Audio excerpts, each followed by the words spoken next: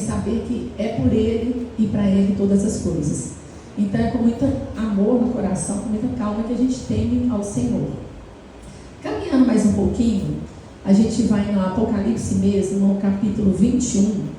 A gente vai ver agora do versículo 1 ao 8, o que vai acontecer. Porque então, se tememos a Deus, se temos Ele como nosso único Senhor e Salvador, a gente vai caminhar um pouquinho mais aqui dentro do livro de Apocalipse para entender o porquê, qual a importância, né? A importância não é só uma salvação.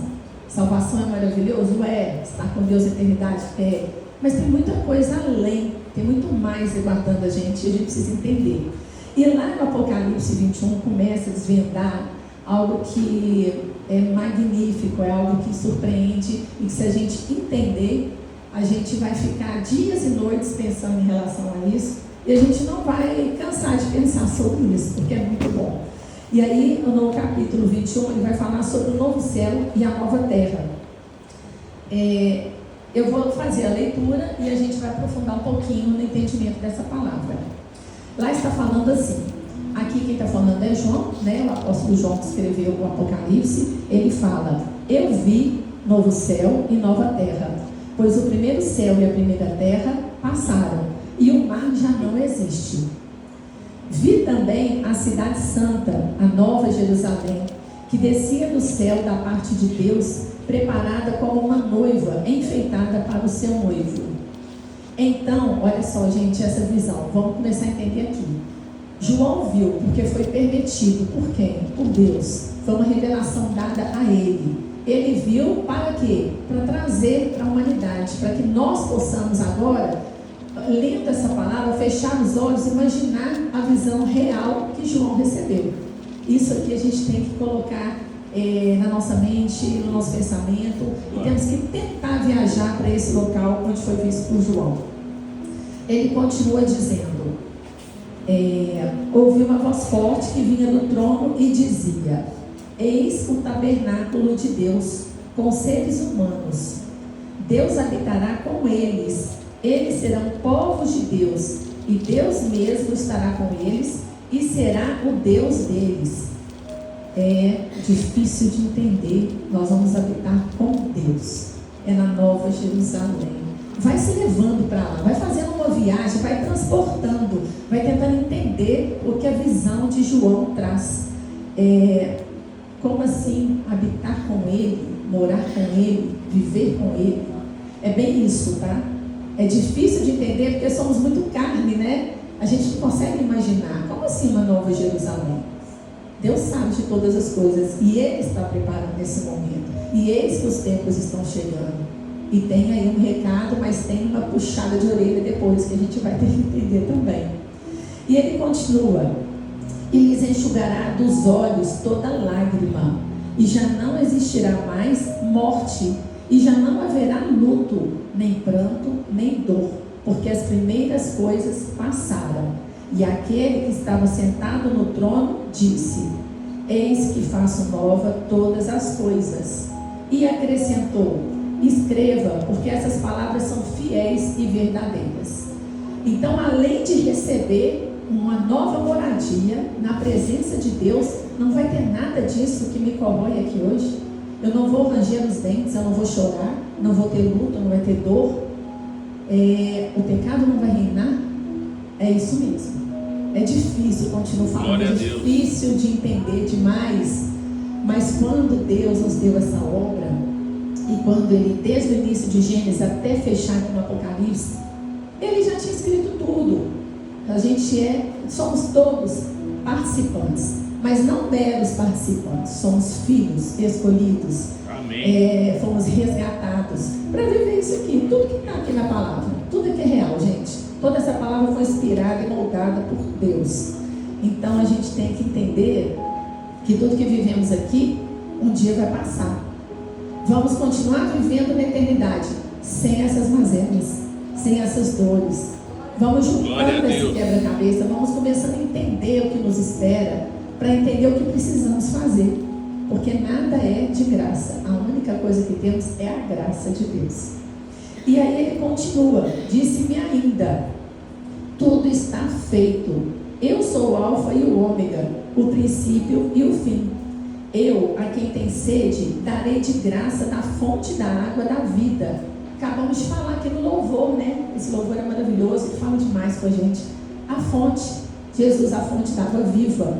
Ele veio, ele trouxe essa água, né? Ele é o início e o fim, ele participa de tudo. O vencedor, que somos nós, herdará essas coisas, e eu serei o Deus dele, e ele será o meu filho. Quando ele fala em herdará, ele significa herança, significa paternidade, significa e confirma que somos filhos. E é isso que temos para receber. E a ele damos graça, porque temos isso para receber. Continua no versículo 8. Quando, porém, os covardes, aos covardes, aos incrédulos, aos abomináveis, aos assassinos, aos imorais, aos feiticeiros, aos idólatras e a todos os mentirosos, a parte que lhes cabe será no lago que está queimando com fogo e enxofre, a saber, a segunda morte. Nós, gente, que somos cristãos, sabemos que não viveremos essa segunda morte, né? Porque nós estamos aqui para nos purificar e buscarmos a santidade cada dia mais, para nos livrarmos desses adjetivos aqui que não nos cabem. Mas, infelizmente, o mundo está repleto de pessoas que estão vivendo nessas situações, nessas circunstâncias. E isso só aumenta a nossa coparticipação com Cristo. Isso só aumenta, vamos falar assim, a nossa missão diante do trono, que é simplesmente trazer luz, que é simplesmente ser o sal da terra, que é simplesmente ajudar na salvação, na libertação, na cura, tudo aquilo que Jesus fez por nós, fazer por aqueles que não têm o entendimento, aqueles que não receberam da tua palavra, aqueles que não creram no que está escrito, né? Todos aqueles que estão vivendo no engano, na mentira, na maldade, enfim, a gente precisa ser luz nesse lugar, para merecer essa nova Jerusalém. Porque lá não vai haver mais esse tumulto, não vai haver mais essa confusão. E muita gente está perdendo tempo de fazer parte desse time que vai fazer parte da glória de Deus. E nós, por termos o poder recebido pelo Espírito que habita em nós, e sabemos do teor da palavra, né? Por mais que a gente leia, por mais que a gente se instrua, a gente tem que sempre buscar mais, porque a gente tem a fonte da água da vida, mas a gente precisa buscar a Jesus o tempo todo. A gente precisa se assemelhar a Ele, tentar vir fazer um pouquinho de tudo que Ele fez. E Ele nos capacitou para isso. Ele falou que a gente poderia ir, que coisas maiores a gente fará. Por quê? Porque o nosso tempo é longo. A gente está aqui, a gente fica assim... Eu costumo falar que todo mundo quer ir para o céu, mas ninguém quer morrer. A gente gosta desse negócio aqui, a gente quer ficar, a gente insiste, a gente começa lutas. Teve muito bem essa parte também que a Cláudia falou, desses altos e baixos, né? A gente sobe, fica bem, dá um pouquinho, a gente desce, esquece dele, a gente busca de novo. É tipo viver numa montanha russa. Mas a proposta de Deus para a gente não é ir para o parque de diversões, não é essa montanha russa. Ele quer uma estabilidade, Ele quer uma planície, Ele quer o andar contínuo, Ele quer que a gente se eleve a Ele. E para elevar a gente não pode ficar tendo esses sobressaltos. A gente tem que entender que ou a gente vive essa palavra, ou a gente vai ficar subindo e descendo.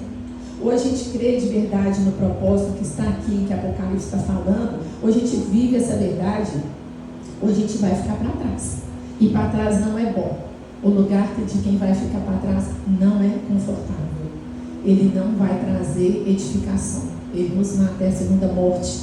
E a gente, agora que sabemos, estamos livres dela, temos a missão de levar esse ensinamento aos outros. Porque temos que resgatar um por um. Eu acho que, inclusive, o tempo está sendo mais estendido, esse tempo de Deus, exatamente por isso. Pela misericórdia, pela bondade do coração de Deus. Ele quer que alcancemos mais. Só que a gente está muitas vezes estacionado, né? Às vezes a areia movediça está puxando a gente para baixo, às vezes a gente não tem aquela mobilidade de fazer do jeito certo, mas Ele nos deu muitas ferramentas para isso, e uns aos outros nós vamos nos fortalecer para chegar onde Deus quer que a gente chegue. Ele nos capacitou, Ele nos honrou, Ele fez o principal, entregou seu Filho para que estivéssemos aqui hoje.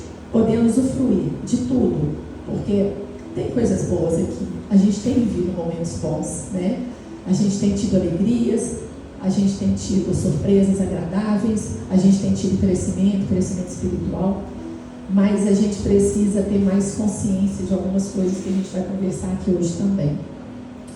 Bom, para a gente caminhar mais um pouquinho no Apocalipse, vamos chegar no capítulo 22, está logo do lado. E aí, Deus é tão misericordioso que, além de dar a palavra, trazer revelação para João e nos mostrar o que vai ser a nova vida, Ele cumpre a sua profecia, Ele nos prova isso, porque Ele sabe que somos carne, né? E que lutamos contra o Espírito e a carne o tempo todo. Então, Ele precisa ir um pouco mais profundo para que a gente tenha esse entendimento. Então, lá no Apocalipse 22, a gente vai ler do 1 ao 17, ele fala: então o anjo, aqui é João falando, né? Então o anjo me mostrou o rio da água viva, brilhante como cristal, que sai do trono de Deus e do Cordeiro. Vai imaginando a cena, tá, gente? É como se fosse um filme aqui que a gente está vivendo, só que é um filme de fatos reais. E aí, no versículo 2 ele continua: no meio da praça da cidade, e de um e de outro lado do rio, está a árvore da vida. Lembra lá de Gênesis? Lembra lá da árvore da vida? Está lá. Ela existe, ela está lá. Que produz 12 frutos, dando o seu fruto de mês a mês. Olha a perfeição da obra de Deus, né? E as folhas das árvores são para a cura dos povos. Ele nos deu tudo de que a gente precisa. Vamos guardando isso aí, tá? Nunca mais, olha só, é muito incisivo, né? Nunca mais, não é de vez em quando, às vezes, é nunca mais haverá qualquer maldição nela. Estará o trono de Deus e do Cordeiro. Os seus servos o adorarão, contemplarão a sua face, e na sua testa terão gravados o nome dele. Então já não haverá noite, e não precisarão de luz de lamparina, nem dia luz de sol, porque o Senhor Deus brilhará sobre eles e reinarão para todo sempre. Aí você imagina, a gente tem esse conceito, né? Amanheceu, o sol veio, clareou, anoiteceu, a noite veio, escureceu. Isso na presença de Deus muda, isso vai acabar. A luz, o brilho da face de Deus vai resplandecer 24 horas. E a gente vai experimentar, a gente vai viver isso. Isso vai ser daqui a pouquinho, né? A gente só tem que entender e ter na mente isso, para onde que nós estamos, qual é o nosso destino final, qual o endereço. A gente teve aqui na palavra profética de quarta-feira, o pastor falou com a gente assim: quem aqui tem casa própria? Aí eu fui a primeira a levantar a mão, né? Quem não tem, quer dizer. E veio aquela galera aqui para frente, eu fui a primeira a vir, todo mundo, né? Orando, crendo, fizemos um ato profético. E Deus quer que nós tenhamos a nossa casa própria. Para quê? Para ter paz, para ter acolhimento, para receber pessoas, para estudar a palavra dele. Tudo isso é muito importante. Mas depois eu fiquei refletindo assim: a gente vem sem nada, quando a gente morre a gente volta sem nada, a gente fica aqui numa luta constante, num duelo, numa correria, num cansaço, num estresse, para ter cada vez mais, para deixar tudo, porque iremos sem nada novamente. E aí me faz pensar um pouco, até Eclesiastes, sabe? Me faz pensar assim: será que vale a pena? Será que precisa dessa correria desenfreada? Será que eu preciso perder dias de sono? Será que eu preciso trabalhar em 4 empregos? Será que eu preciso? E fiquei pensando no será que eu preciso. Eu preciso da casa própria, porque eu vou embora, não vai ficar, as paredes vão ficar, e eu vou para a glória, eu vou para algo muito maior. E essas paredes vão ficar, e vão ficar para quem? Eu vou deixar de herança, vou deixar para o meu filho. Bacana, isso traz um sentimento de nobreza, né, do que a gente está fazendo a coisa certa. Mas assim, tem hora que eu penso que tudo isso é verdade. Tem hora que eu reflito assim, e eu penso: será que não é importante deixar o que Deus me deixou? Será que é importante eu verdade? O que eu tenho para Ele, que é Deus, é a fonte da vida, é a eternidade. A palavra é o lar, não é uma casa, é o lar, é o sentimento, é a família. E aí eu me apego, sabe, muito quando eu venho no Apocalipse.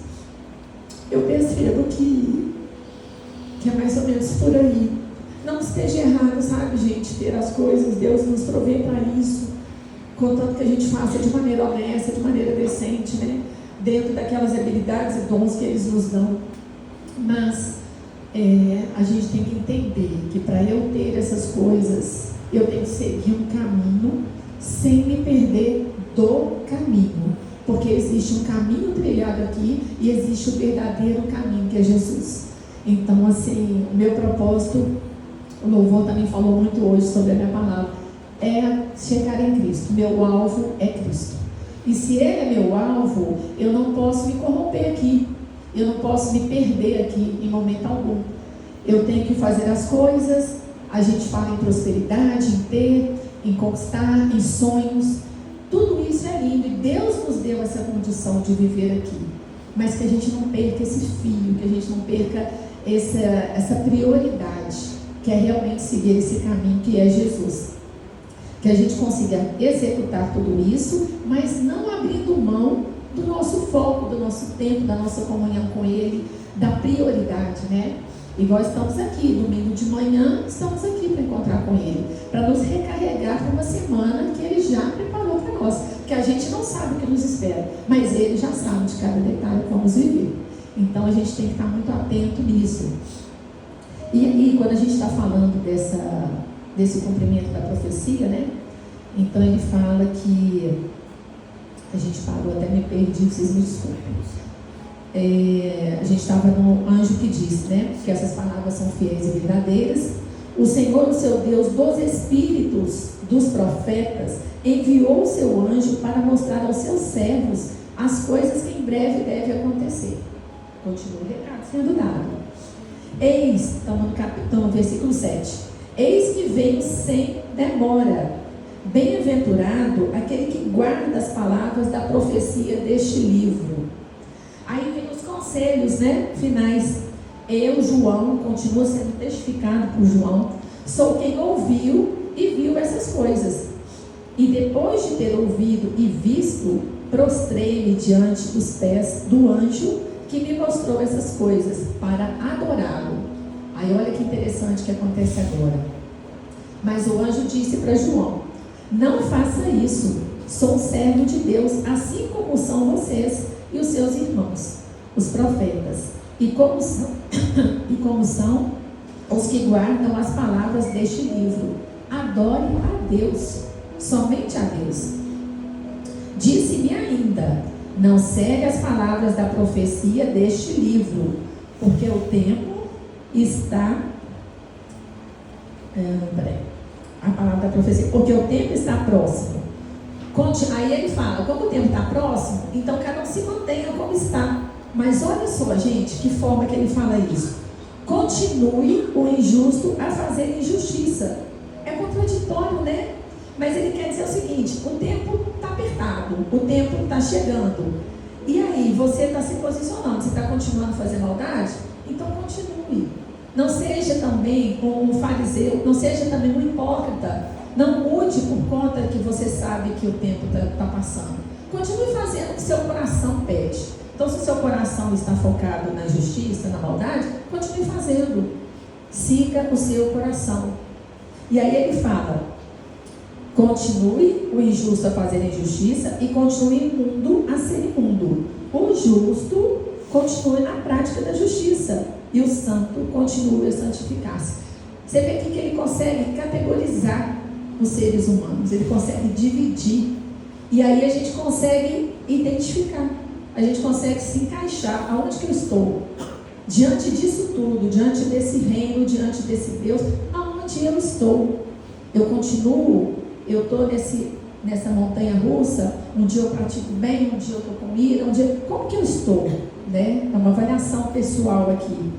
E no 12 ele fala: eis que venho sem demora. Mais uma vez, é tudo justificado, Deus prova para a gente. E comigo está a recompensa. Lembra que eu falei que tem algo mais que a salvação? A recompensa que tenho para dar a cada um segundo as suas obras. Ou seja, é uma troca, né, gente? Eu vou te dar e vou receber. Então, assim, o que eu estou plantando é a colheita, né? Eu vou